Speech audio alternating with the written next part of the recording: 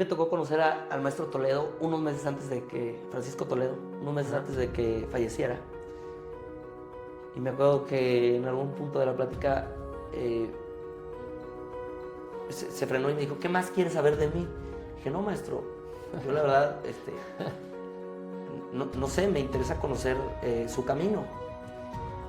Y me dijo algo que me impactó y me dijo, los caminos andados son caminos muertos, siempre crea tus propios caminos. Esa fue una. Y otra que me dijo fue, necesitas ver y ver y ver, ir a todos los museos que puedas, porque esos serán tus grandes maestros, ¿no? Entonces, pues es eso, hay que ver, viajar, conocer, ver, observar, poner atención, leer, trabajar. Si es que realmente hay una pasión genuina, ¿no? Y eso solito te va haciendo, pues, entrenar el ojo, decir esto sí me gusta, esto no me gusta, esto me llama mucho la atención. ¿Por qué me llama tanto la atención? Pues no sé, pero lo quiero averiguar, entonces voy a ver, pues a lo mejor qué técnica es esa o conocer al maestro que pintó esa pintura. Y es un poco lo que he tratado de hacer. Bienvenidos a Carluz. Hoy nos acompaña Bosco Gómez, un artista potosino que conozco desde hace tiempo y además de ser una gran persona, es alguien con mucha energía y pasión. Me encanta cómo algunos artistas van dejando huella en sus ciudades, como Keith Haring en Nueva York o Diego Rivera en la Ciudad de México. Y Bosco Gómez ya está marcando San Luis Potosí con sus murales y obras. Vamos a conocer más de su historia, su proceso creativo y su visión de arte. Va a estar bueno. No, va a estar buenísimo. ¿Cómo empezaste a pintar? Bueno, no recuerdo algún momento en especial. Lo que sí es que yo viví un año en Estados Unidos cuando tenía 10 años. Y recuerdo que desde ese entonces o sea, me acuerdo de mi viaje de allá, que ya pintaba y ya hacía bocetos y ya. Mi mamá, me acuerdo muy vividamente que mi mamá me compró una revista, pues de estas revistas que venden en las tiendas de conveniencia para colorear y para dibujar. Y te digo, fue en 2008, yo tenía 10 años. Y me acuerdo que desde ese entonces me gustaba. No me acuerdo de algún momento en específico, pero sí, ya hace tiempo. ¿Cuándo te diste cuenta que era más que un pasatiempo? ¿Cuándo decidiste empezarlo a hacer más en forma? Pues mira, desde ese entonces me gustaba, pero te digo, lo hacía muy esporádicamente como lo hace cualquier niño, ¿no? Sí, Se pone ahí exacto. a hacer sus dibujos y sus rayones. Pero, tiempo después, se abrió el Centro de las Artes aquí en San Luis Potosí, que para los que no sepan era una cárcel porfiriana muy grande, que decidieron hacerla un centro de artes, y tomé ahí unas clases de creación de cómics y de acuarela. Me gustaron muchísimo. Y yo creo que ahí ya empezó a ser un poquito más constante, como que ya no era solo rayonear o dibujar o colorear, pues ya era ir a un lugar, sentarte, escuchar a un profesor, y ahí empezó un poquito más a formalizarse esto. Digo, yo para ese entonces nunca en mi vida pensé que me dedicaría 100% a esto. ¿Tienes familiares pintores o artistas de algún tipo? Pues no, hay un tío de mi mamá,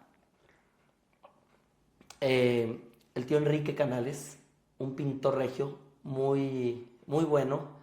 Yo siempre digo que si combinas a Chucho Reyes y a Chagall, nace el tío Enrique Canales. Pero él empezó a pintar a sus 40 años. Se empezó grande, pero pintorazo es lo más cerca que tengo como de familiares artistas. Me encanta mucho su obra. Pero fuera de eso, no. Órale. Nadie, digo, mi mamá estudió diseño gráfico, pero fuera de eso, pues no. Órale. No sé bien de dónde venga, la verdad. ¿Cuál es tu proceso para llevar lo que sientes al canvas? Bueno, a ver, ha ido evolucionando mi forma de trabajar, la verdad. O sea, mientras más horas paso en el taller, más entiendo los materiales, más conozco las técnicas, y Pues varía. O sea, al principio, sobre todo me apoyaba mucho de imágenes. Y luego me dejó de gustar porque sentía que estaba tomando mucho de otras personas y no de mi interior, o no de lo que había, cosas que yo quería como experimentar. Y fíjate que me apoyé mucho, trabajo mucho cuando, como para perderle el miedo al lienzo en blanco que le llaman. Yo para romper esa barrera del lienzo en blanco uso mucho collage, pero no collage de formas que existen, solo agarro revistas y recorto cuadritos, tiritas, y hago pequeñas composiciones que me ayuden, por ejemplo, a generar un balance en una pequeña hoja. Y luego cuando yo veo que ya hay algo balanceado, algo que me dice algo, ahí empiezo a decir, bueno, esto puede parecer un perrito, o esto puede parecer un arbolito. Y entonces empiezo a componer, ahí mismo, en chiquito. Y luego cuando ya me gusta, lo dejo y lo escondo, para ya no tocarlo, para yo no verlo. Dejo que pasen unos días y luego los vuelvo a sacar y los dejo con ojos frescos. Y veo si falta algún detalle, y si me gusta, después pasa a un lienzo Órale, en está grande. interesante. Ah, qué fregón. Y también he ido desarrollando la famosa improvisación, de lo que salga al momento, lo que esté sintiendo, sin cuestionármelo, sin lo que sea que ese día aprendí, haz de cuenta, pum, Que te lo llegue. pongo, y trato de nunca como racionalizarlo tanto, solo lo dejo Que fluya. que salga. Sí, Es interesante. sí. Yo siento que el arte en cualquiera de sus expresiones es una forma muy pura de transmitir muchas veces lo que las palabras no pueden. Por eso existe la pintura, porque si no, no existiría. Sí, Ah, qué fregón. sí, sí, sí. Digo, y no siempre es a lo mejor lo que yo sienta. O sea, hay veces que me meto tanto a estos procesos que ni siquiera sé bien lo que estoy haciendo. Siento que la mano a veces va más rápido que lo que piensas. Y Como un tipo de canalización, como algo que te está llegando. sí, sí, sí, sí me ha pasado. Que de repente dices, una hora después dices, órale, nunca pensé a lo mejor hacer esto. Pero es como cuando de niño te ponías ahí a darle y no andabas cuestionándote qué voy a inventar o qué voy a hacer. Nada más es jugar, ¿no? Jugar me ayuda mucho. ¿Crees que el arte es una forma de conectarte con lo divino, con algo más grande que nosotros? Sí, sí, o sea, a mí me ha pasado que tiempo después, por ejemplo, yo veo pinturas que hice hace 5 años, que en ese momento no entendían qué eran, y ahora las veo y digo, ah, claro, esto lo hice por esto, pero solo el tiempo y la distancia te deja ver qué era lo que necesitaba salir de ti, y eso sin duda tiene contacto con cosas que no podemos controlar y no podemos ver, y por eso salen a través del arte. O sea, sí creo que es una manera de canalizar eh, lo que no podemos ver. Interesante. Sí, es bien interesante cuando me doy cuenta de eso, porque digo, órale, no sabía que esto estaba pasando en mi cabeza, por ejemplo, hace 5 años, ¿no? Órale, qué fregón. Sí, Está interesante. ¿Qué sientes que produce tu obra cuando las personas la ven? ¿Qué reacciones has notado o qué has escuchado que dice la gente? hace poquito hice un cuadro imagínate como un caballo de Troya. O sea, es un caballo y se puede ver el interior. En el interior hay como una peregrinación bizantina. Este, y, y me acuerdo que cuando acabé ese cuadro, se lo enseñé así a gente cercana a mí. Me acuerdo que dijeron que no les gustó y que era eso y tal. Y a mí en lo personal me encantaba, ¿no? Y ya, después lo llevé a una exhibición y a mi sorpresa fue el primero que se vendió. O sea, después de que mucha gente cercana a mí me había dicho que no les gustaba nada, ¿no? Entonces, no sé, siento que cada quien, según sus experiencias de vida, según lo que han hecho, según a lo que se dedican, la interpretan de maneras distintas. Lo que sí me queda claro es que esta frase de la intención es lo que cuenta es muy poderosa. Y cuando tu intención con el arte es el simple hecho de crear, el simple hecho de construir, por el mero hecho de hacer las cosas y de sacar esas ganas que tienes de crear, el espectador la siente. Sí, 100%. Eso se siente. 100%.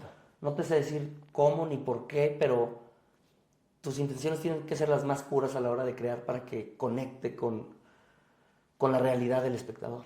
Sí. Ahorita que me estabas platicando, se me vino a la mente que nosotros no somos los mismos para todos.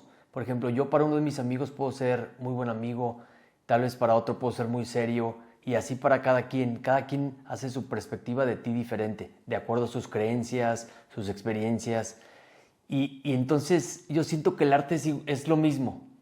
Cuando alguien ve una obra de arte, es diferente para cada quien, para el espectador va a ser diferente. Totalmente, correcto, sí. ¿Cómo sientes que ha ido evolucionando tu obra en estos años? Bueno, pues mucho. Mi primera exhibición, Chas, fue en 2014. Ya estamos a 25, hace 11 años. Y pues es como todo, ¿no? El hecho de estar... Ahora pinto 8 horas diarias. Entonces, pues no es lo mismo que cuando arrancaba, que a lo mejor esa exhibición fueron 2 o 3 obras nada más, que había pintado en un periodo de 6 meses y exhibí esas 3 obras. Entonces, pues te vas familiarizando con las técnicas, sabes lo que te gusta, lo que no te gusta, sabes cómo usar el óleo, los tiempos de secado, las resinas, las pinturas esmaltadas, la acuarela, por qué unas cosas se tienen que hacer en papel, por qué otras cosas se tienen que hacer en tela, por qué se usan brochas muy grandes, brochas muy chicas, cuándo usar, por ejemplo, una veladura, que la veladura es cuando pones la pintura muy aguada arriba del óleo de un óleo seco para a lo mejor cambiar de color. Entonces cuando empiezas, por supuesto, no sabes nada de esto, ¿no? Y la experiencia te va dando el camino. Y después, pues ese camino se vuelve una extensión de ti, ¿no? Sabes cómo usar las herramientas. Y entonces empieza el siguiente juego que es, ok, ya sé usar las herramientas, ¿qué quiero hacer? ¿Qué quiero crear? ¿Qué quiero transmitir? ¿Cómo le hago para usar las herramientas de la mejor manera, de una manera honesta, de una manera creativa, que pueda conectar conmigo, para que después pueda conectar con el público? Y yo sobre todo pienso mucho en el factor, en este factor juguetón, que tú vienes a hacer una pintura y que te ponga de buenas, o que digas, ¿por qué lo pensó de esta manera, no? O sea, que pueda generar un impacto en una nueva manera de ver el mundo para mí y para otras personas. Sí. Sí. Entonces, bueno, ha sí, sido todo un razón. proceso. Siento que los artistas son personas con gran sensibilidad. ¿Tú crees que esto les ayude a hacer su magia? Yo creo que sí, pero también creo que el espectador tiene que tener esa sensibilidad para poder entender lo que está viendo y apreciar lo que está viendo.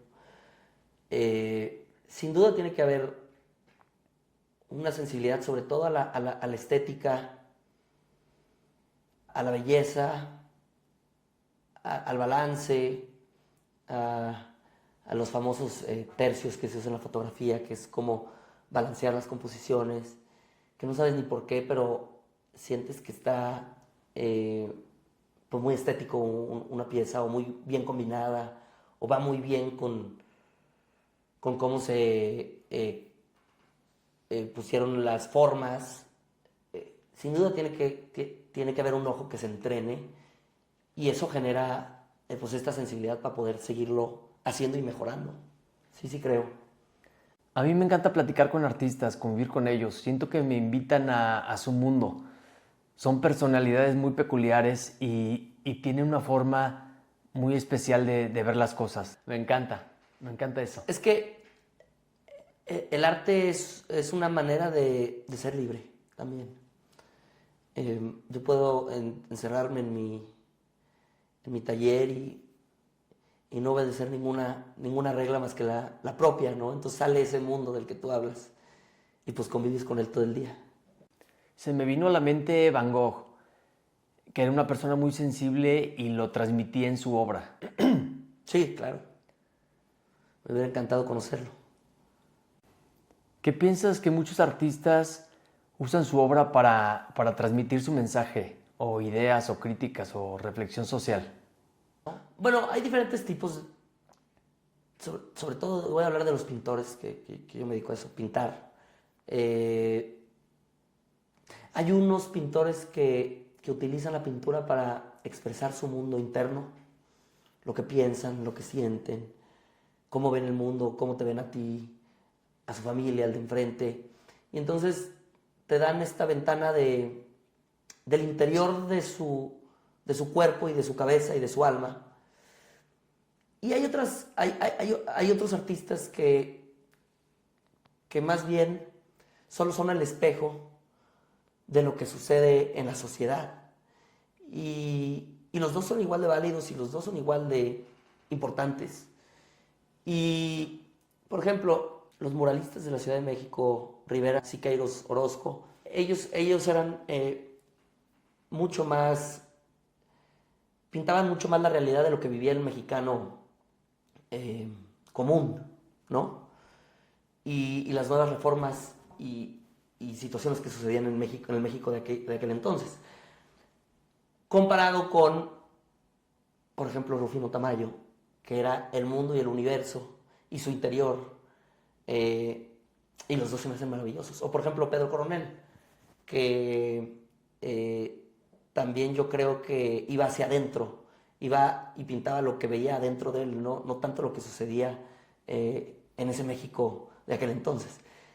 Y bueno, todos me encantan, todos son distintos y creo que a mí en lo personal me gusta reflejar mi mundo interno. Ahorita que platicas esto, pensé en varios artistas surrealistas que expresaban su mundo interior en su obra, que se metían en otras dimensiones y expresaban su subconsciente. Sí, yo creo que ellos... me gustaba mucho este concepto que salió cuando se escribió el manifiesto surrealista, que era que los escritores surrealistas se ponían a escribir sin pensar y solo lo que iba saliendo, y después veían qué quería decir eso, ¿no? Y era una manera para abrir su inconsciente y sacarlo pues a la realidad. ¿Alguna historia que nos puedas contar de algunas de tus obras? Bueno, acabo de sacar mi primer esfuerzo editorial, mi primer libro, y justamente se titula El reflejo de lo interno, Órale. el libro, y lo hice así porque son 84 óleos, como una colección, que justamente hice, justo los pinté, los bocetos pequeños, cuando yo estaba viviendo en París una temporada, me fui 4 meses, y estaba muy solo, la verdad. Entonces me puse a hacer estos 84, primero fueron bocetos, empecé como te dije con el collage, y a hacer composiciones. Y como estaba tan lejos de México, tan lejos de mi idioma y tan lejos de mi gente, pues estaba muy solo.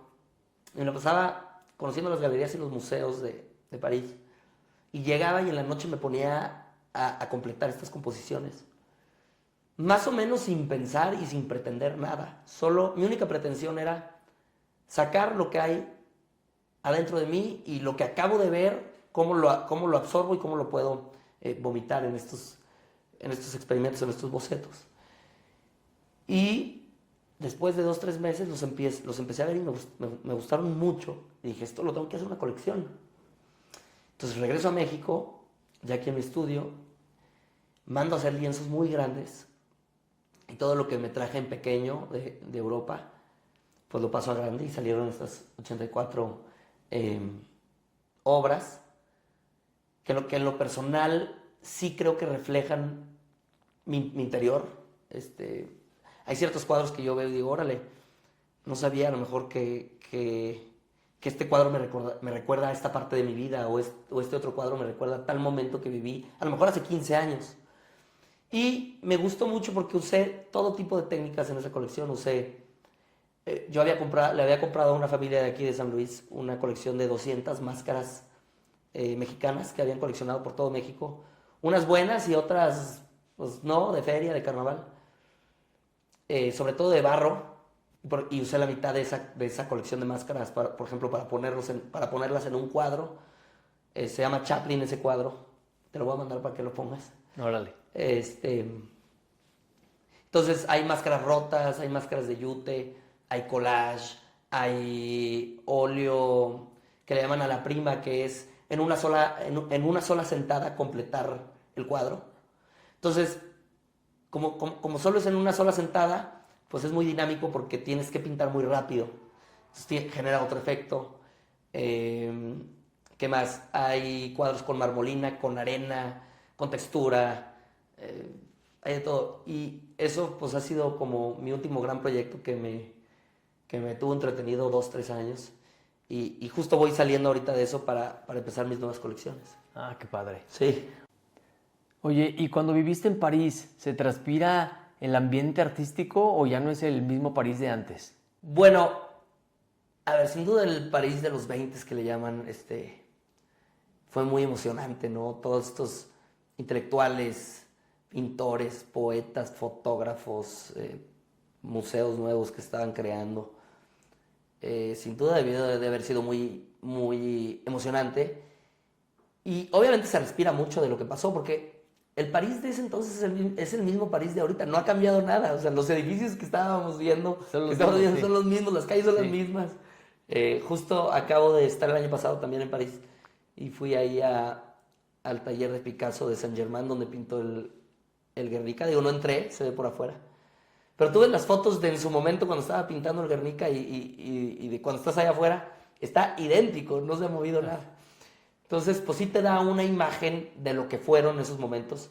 Obviamente, París ya no es la capital del arte. Yo creo que después de la Segunda Guerra Mundial cambió todo. París quedó muy destruido y muy, muy saqueado. Y después empezó Nueva York. Sigue siendo una capital muy importante, pero no... ¿Cuál crees que sea ahorita? Nueva York, sin duda. Y se empiezan a abrir también ciertos lugares en Asia que a lo mejor no pintaban antes, pero ahorita son importantísimos y seguro pasarán a Nueva York como capital del arte, a Londres como capital del arte, a París, pues por todo lo que está pasando en Asia, que yo quiero ir a conocer porque seguro me voy a encontrar con cosas muy, muy importantes. Acabas de ir a Nueva York, ¿no? Sí, me fui un mes a Nueva York. Le tenía ganas porque conocí Nueva York hace 2 años, invitado por la BMW. Me invitaron la BMW tiene una colección que empezó en 1975 que se llama BMW Art Cars y son coches que van a correr en las 24 horas de Le Mans, pero pintados por artistas. El primero fue de Alexander Calder. Órale.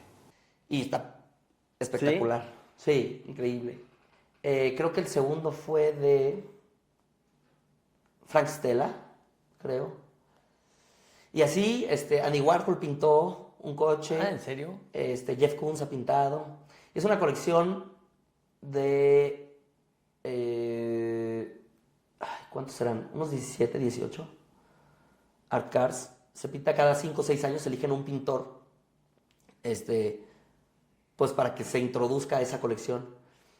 Y me invitaron a la presentación del coche y a la revelación del artista de quién iba a ser el nuevo art car 2023. Y fue en el Guggenheim de Nueva York la presentación. Y ahí se dio a conocer que era esta pintora etíope-americana que se llama Julie Maretu. Iban a correr en un auto precioso. Apenas enseñó el auto y el artista no estaba pintado. O sea, apenas se presentaba y luego lo iban a pintar. Y este coche, la novedad de este coche es que era mitad hidrógeno, mitad gasolina, entonces era todo un tema sustentable. Y esa fue mi primera vez que fui a Nueva York y me quedé con muchas ganas. Y por eso este año decidí ir y estar un mes y poder ir bien a los museos y conocer la ciudad y pues poder estar cerca de estas capitales donde están los artistas ahorita contemporáneos a nivel mundial y pues es donde está todo lo que se está haciendo nuevo, pues sí, en los mejores niveles del mundo. Hay muchos artistas que se van a vivir a Nueva York y montan su taller ahí en los alrededores de Manhattan. Pues es que es muy vibrante Nueva York. O sea, hay de todo ahí. Sí, estuvo muy divertido. Oye, ¿y qué tanto influye lo que a ti te gusta pintar o las técnicas que a ti te gustan contra lo que le gusta al público? ¿Cómo manejas ese balance? Qué buena pregunta. Yo ahora trato de pintar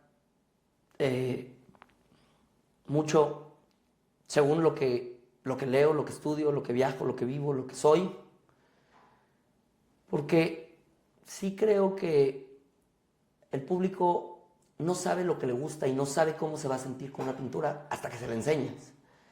Entonces trato de ser yo muy honesto con lo que hago, muy honesto conmigo, para que el público lo pueda sentir y eso es algo que creo que funciona muy bien, ¿no? Porque cuando estás pintando para alguien más, uno, no sabe si le va a gustar a él lo que le estás pintando y no viene de un lugar donde vivas esa autenticidad dentro de ti. Entonces, hay algo que no termina de completar la pintura, que no se sabe qué es, que le falta y por eso trato de ser lo más honesto posible con la obra, ¿no?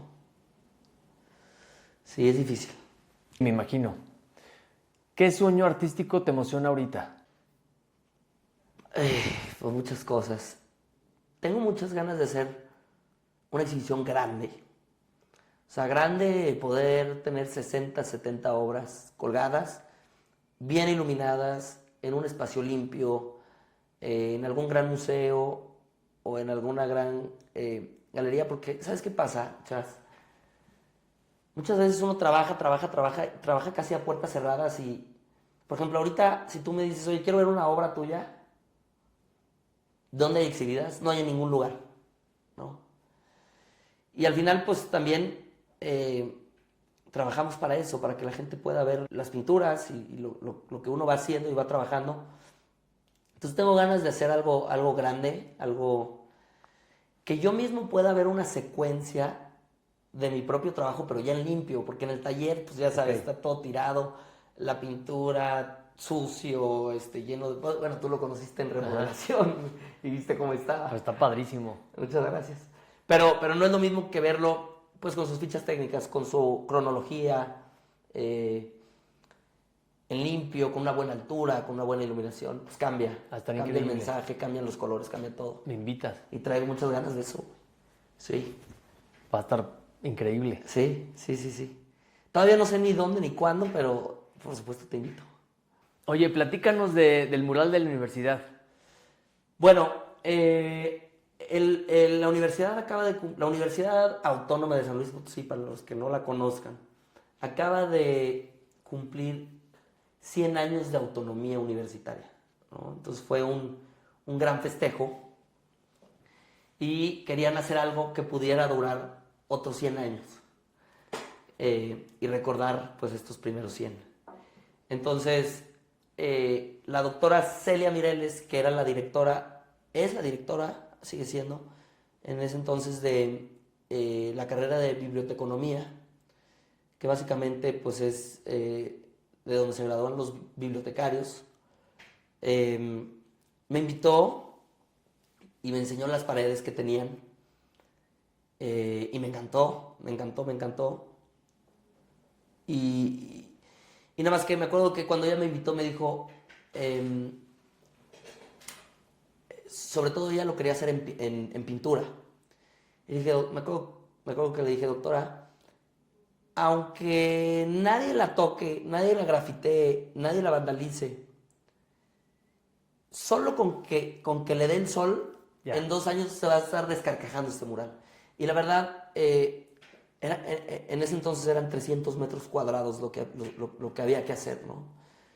Y entonces le dije, es tanto esfuerzo, tanto mío como de la gente que nos va a ayudar a hacer este mural realidad, de 300 metros, como para que en 1 año y medio con el solazo que le da a esta pared, pues ya no exista, ¿no? Entonces me fui y empecé a pensar cómo se le podía hacer para que durara 100 años el mural. Entonces se tomó la decisión de hacerlo en mosaico. Todo esto de la técnica del mosaicismo fue gracias a que en algún verano, cuando yo tenía unos 16, 17 años, una muy, muy querida amiga mía y maestra, llamada Lola Campbell, me invitó a ayudarle a terminar un mural de mosaico que ella estaba haciendo en el México de Frida. ¿Se ubicas el mural? Sí. Yo le dije que sí, yo iba empezando y la maestra Lola me enseñó a usar la técnica del mosaico y cómo se tenía que pegar y cómo se tenía que emboquillar y todas las cuestiones técnicas, ¿no? Entonces, pensando para este proyecto del mural conmemorativo, recordé cuando aprendí la técnica del mosaicismo y dije, claro, esto se tiene que hacer en mosaico, ¿no?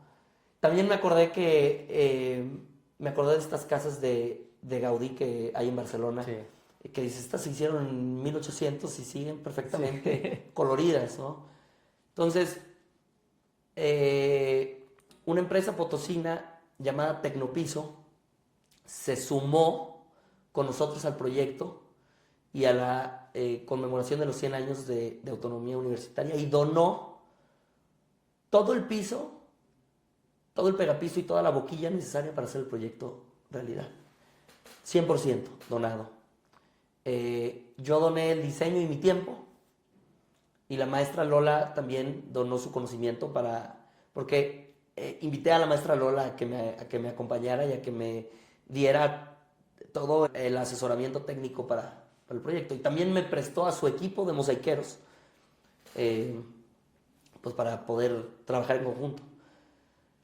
Estuvo muy padre lo del piso porque Tecnopiso me invita a su planta a diseñar los colores con ellos y después de estar 2-3 meses trabajando en los colores que hicimos ex profeso para el mural, salieron 28 tonos diferentes de colores y con esos 28 tonos jugamos en combinaciones para poder pues, ponerlos en la pared, ¿no? Básicamente como funciona es que salía el piso de 40 por 40 centímetros de color azul, por ejemplo, o de color rojo, o de color amarillo, y lo rompíamos con un martillo y los pedazos rotos los íbamos acomodando. Participaron más de 100 personas en el mural. Wow. Y nos tardamos como 3 meses en hacerlo. Bueno, entre gestión, desde que se empezó a platicar la idea con la doctora Celia y con el rector, y también con el presidente municipal que ayudó mucho porque iluminó las calles, el presidente municipal donde está ese mural, remozó la banqueta, etc. Entonces era un proyecto pues, muy, muy completo porque se involucró la doctora Celia, el rector, el presidente municipal, gente de la comunidad universitaria, gente de la comunidad de la cuadra que vivía ahí cerca, artistas y mosaiqueros y empresas privadas. Un gran proyecto. No, fue un proyecto. Quedó espectacular, ¿eh? Duró 2 años y medio, desde que se empezó a gestar la idea hasta que se terminó. Pero en ejecución fueron como 3-4 meses. Increíble. Y justo estuvo listo para poder celebrar el centenario de la autonomía universitaria. Y un poco lo que refleja son 7 alumnos, o sea, son 7 personas, 3 hombres, 3 mujeres, uno que no tiene género, que cargan, se les ve como un corazón, como una estrella, como una luz. Eso representa los valores universitarios, están como cargando los valores universitarios, que son 7. Okay. Y pues hay varias disciplinas ahí que se ve que se están, por ejemplo, platicando el símbolo de la psicología y luego está la bibliotecaria con los libros y se están pasando como conocimiento y básicamente es lo que sucede dentro de la universidad, ¿no? Vas y convives con tus compañeros y se comunican y se pasan información y conocimiento y pues eso es lo que hace la comunidad universitaria. Qué padrísimo. Sí, Órale. fue un proyectazo. Oye, y también te invitaron a pintar un coche, ¿no? De la BMW. Sí, esa es otra historia muy, muy padre porque iban a lanzar el nuevo Serie 2, 2000, ¿qué año fue esto? 2022. Iba a ser, para los que no sepan, la BMW tiene su planta más nueva y más moderna, la tiene aquí en San Luis Potosí. Y ellos compartían producción con plantas en China y con plantas en Europa, ¿no? Entonces, mitad de las piezas se ensamblaban allá, mitad acá y ahí se compartía producción. Hasta que llegó el Serie 2, que iba a ser 100% hecho en tierra mexicana para el mercado global. Entonces querían ellos celebrar esto, es decir, el primer coche que es 100% mexicano y que lo vas a poder ver en todo el mundo. Aparte de que hicieron pues, varios eventos para dar a conocer esto, querían pintar un coche que reflejara esa mexicanidad, ¿no? ¿Por qué pintado? Pues porque qué mejor que poder manejar una obra de arte, ¿no? Y un pintor potosino, un Sí. artista potosino. Y alguien ¿Y local. dónde lo tienen? ¿Aquí en San Luis? Estuvo por varios lugares, pero ahorita está dentro de la planta el coche. Ah, qué fregón.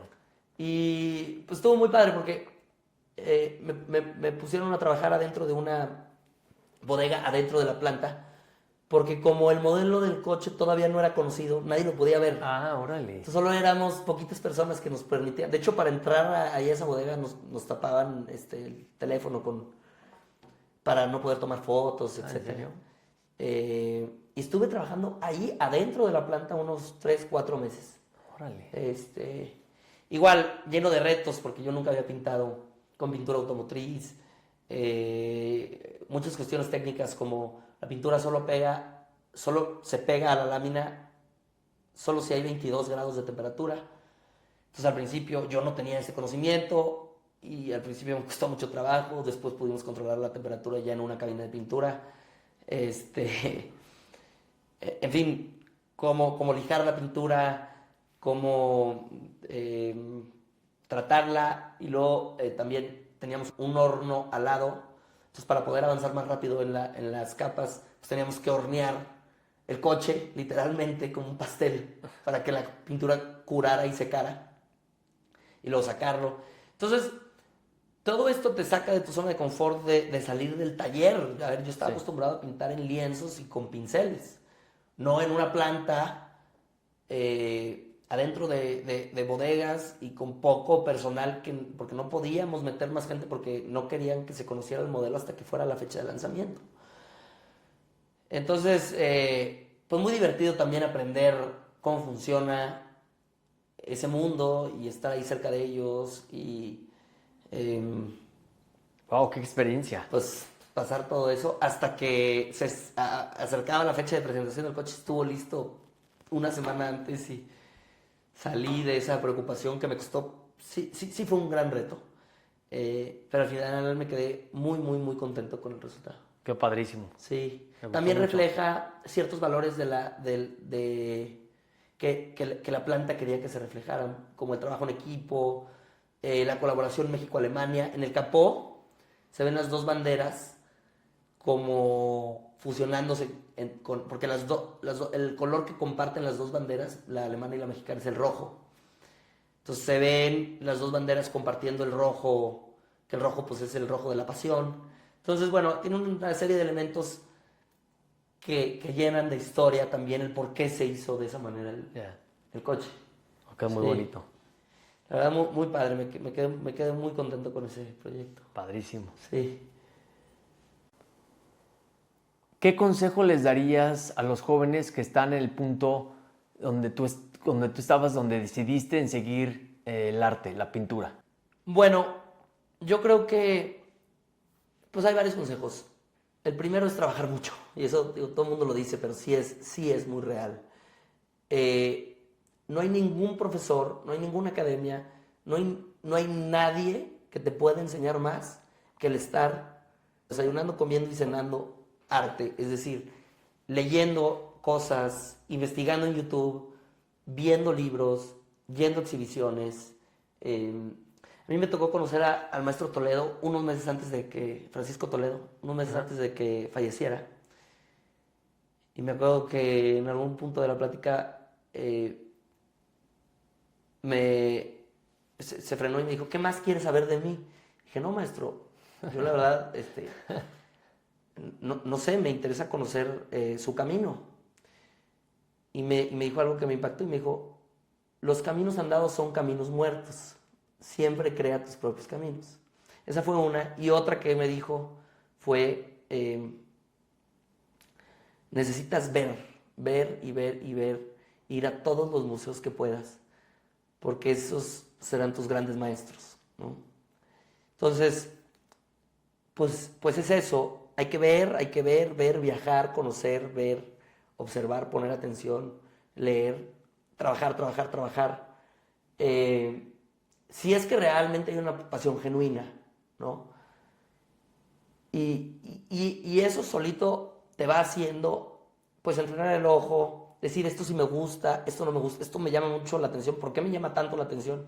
Pues no sé, pero lo quiero averiguar, entonces voy a ver, pues a lo mejor qué técnica es esa o conocer al maestro que pintó esa pintura.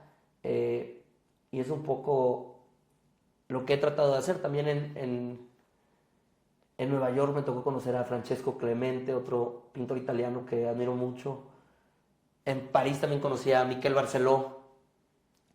Y el poder acercarte a estos maestros y preguntarles, como tú me preguntas, oye, tal, creo que es importantísimo para poder hacer una imagen en tu cabeza de qué te gusta, qué no te gusta, cómo trabajan otras personas que tú admiras. Y pues, digo, yo creo que ese es el consejo que daría. Qué interesante. Yo creo que también es mucho de seguir lo que te apasiona. El camino se va formando. Si te está Sí, emocionando, dale. es como un instinto. Sí, ¿no? Es como un fuego que traes dentro como una intuición. Sí. Sí, y seguirla. Sí, y a veces no es fácil. Como lo platicaba en la entrevista pasada, hay veces que lo que te emociona también lleva retos, miedos, y lo tienes que enfrentar, aprender y seguirle, Sí. ¿no? Yo digo que mientras más sigas esa intuición y le seas fiel a esa intuición, más vas a conectar con tu obra y el público lo va a sentir. Que al final de eso se trata. Oye, ¿y te importa quién compre tu obra?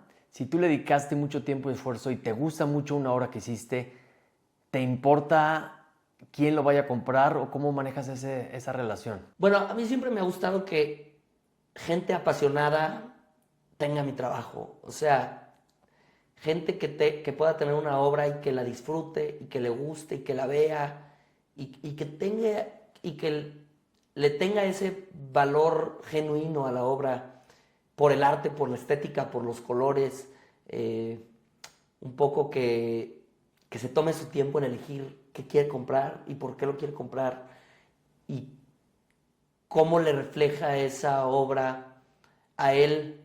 Me gusta este coleccionista apasionado, la verdad, y disfruto mucho hablar con él y ellos me enseñan mucho también.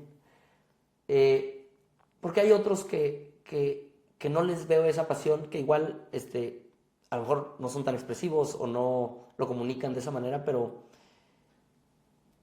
es importante para mí que estos coleccionistas curiosos tengan mi obra. ¿Cómo crees que te recordará el mundo? Bueno, no sé, no he pensado en eso, pero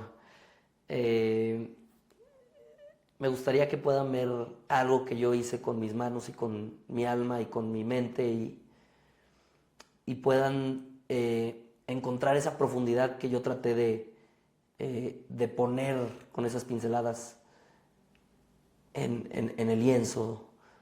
Me gustaría que se cuestionen y que digan por qué hizo esto, o qué estaba pensando, o qué nos está tratando de decir. Y que puedan tratar de encontrar respuestas con con mi trabajo. Padrísimo. Sí. Oye, te voy a hacer unas preguntas rápidas. A ver, ¿Tu color favorito para pintar? azul. ¿Lienzo blanco o mural grande? Lienzo blanco. ¿Pincel o spray? Pincel. ¿Día o noche para crear? No, día. Día, seguro. ¿Qué artista admiras? A los contemporáneos mexicanos. ¿Qué canción te inspira para pintar? No oigo, sobre todo no oigo música, oigo más audiolibros. Cuando estás pintando. Sí. Oh, muy bien. ¿Qué prefieres, inspiración o disciplina? Disciplina, 1000 veces. Si no fueras pintor, ¿qué serías? Inventor. ¿Cuál es tu comida favorita?